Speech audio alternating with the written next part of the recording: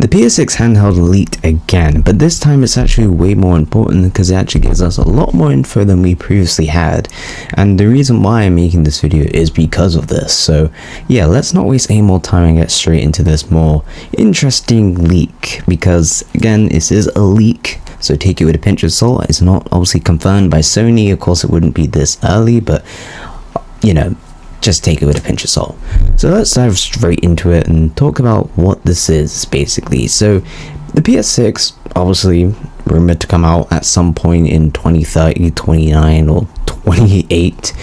And obviously, not only will we be getting the PS6, we'll also be getting a handheld of sorts. Basically, you know, kind of like a nice addition, kind of like how the PS3 had, I think, what, the PS Vita or the PS4, one of the two. It had basically something accompanying it, which is not like this is the first ever PlayStation handheld. We had ones before, and we had a recent flop handheld called the PS Portal, but we don't talk about that. But anyway, this one seems very interesting as it's actually lining up to be more like a PSP and a PS Vita, things that a lot of people did love, but with a little twist, because not only are we getting a PS6 handheld, we're also getting it kind of like a Switch in a sense, because it can also able to dock. So that's a little bit interesting. Why would they want to try to do this? Well, of course, you know, the Switch 2 and the Switch has been doing quite well, and the Switch 2 very well, as it obviously proven itself with the new sales and stuff like that. So you probably want a piece of that pie, but at the same time, like, I think not only are they trying to compete with that, they might be trying to compete with others like Steam Deck, but that might be a stretch.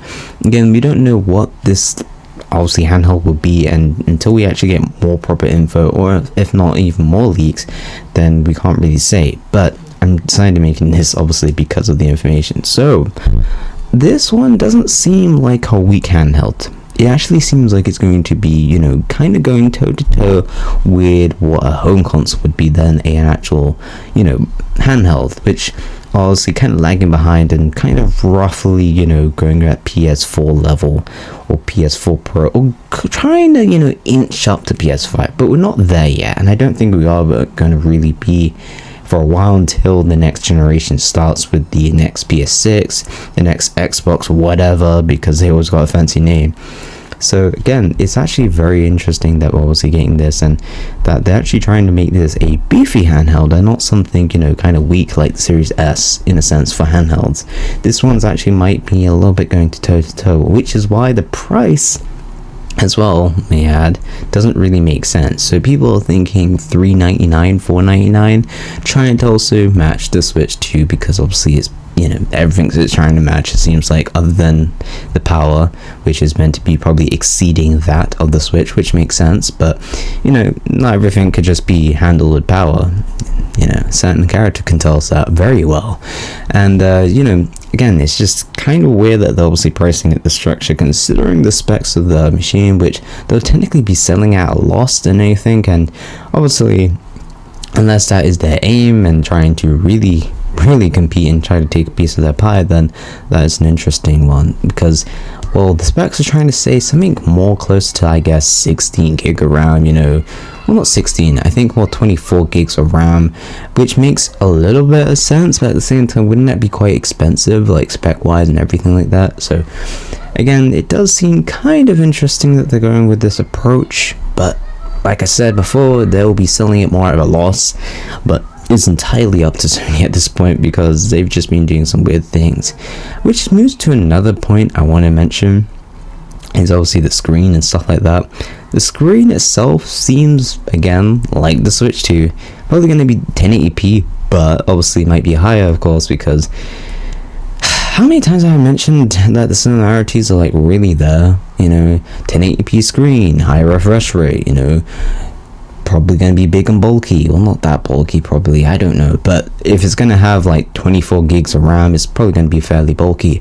But this one's trying to also, I think, go to 1440p, which, you know, I think that's a little bit overkill for a handheld right now. I feel like 1080p is just fine, and if we're going to dock, we'll just probably focus on the dock and, you know, try to make it so that it goes up to 4K, you know, level of a PS5, which, you know, I guess in a sense that would kind of make it a reason or incentive to probably switch over to this, you know, new generation when it comes to hardware, because obviously the PS5 is probably going to be lingering, and they probably want people to make sure they jump on this ecosystem of theirs, which obviously it's just a PlayStation ecosystem, but at the same time you still want people to hop onto the new stuff and not have a repeat of what this console has done, which is obviously a lot of people are still playing PS4 rather than PS5, and that's a big issue considering that we are 5 years into the system and people are still not buying this console.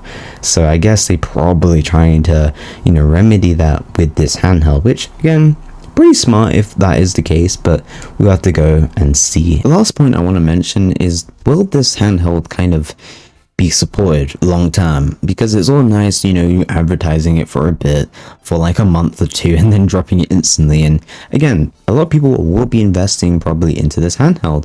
I know a lot of people have been craving this handheld itch that, you know, has been going wildfire like across the internet and stuff like that, because a lot of people have a Steam Deck, you know, a Nintendo Switch or Nintendo Switch 2 and other things like Asus ROG Ally, and I can't remember the other one, Lenovo.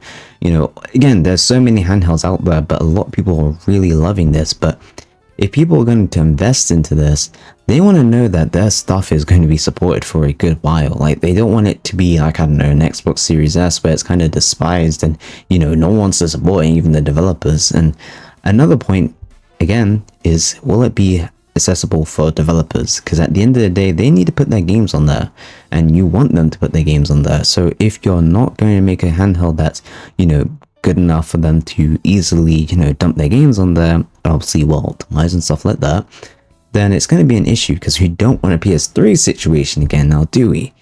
So again, we would have to wait and probably see when the time comes, if this is all true, by the way, because again, it is a rumor. But, you know, it's been mentioned a lot, which kind of makes it a little bit more credible. If you enjoyed this video, make sure to hit that like button. Subscribe for, I guess, more gaming content, because it's not often I do PlayStation videos. But when I do, you know, I do occasionally drop it if it's actually interesting. But without further ado, hit that notification button. I'll see you all next time. Peace.